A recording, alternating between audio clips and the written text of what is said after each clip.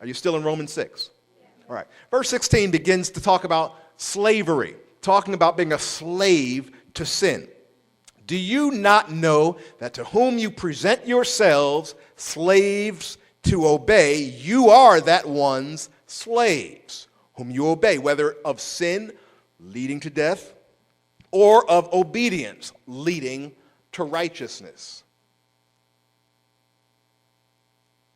By the way, notice this, sin leads to something, and obedience leads to something. I had somebody tell me some time ago, a believer, this is what he told me. You ready for this? He said, get ready. He said, what's wrong with a little pornography? Yeah. I had to maintain my composure as he began to talk, and he said, look, nothing wrong with it as long as you don't go crazy with it. And all this 5 minutes that I'd never get back. All right, so he talked about trying to justify it, and so after he was done, I said, listen, and this is the verse that I directed him to. Do you understand that sin leads somewhere? And whatever you yield yourself to, you become its slave. You don't control sin. Sin controls you. And Jesus said this way, no man can serve two masters. This will become your master.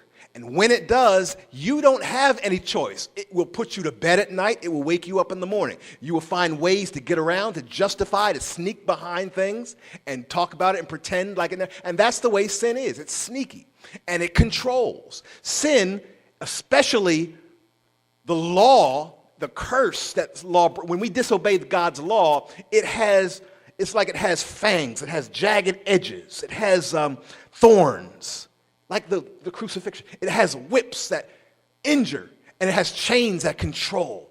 When you are under the mastery of sin, it will control, and it will lead down. It never gets better. It only gets worse when we yield our members to sin. Verse 17, but God, say that. Aren't you so glad for the but gods in the word?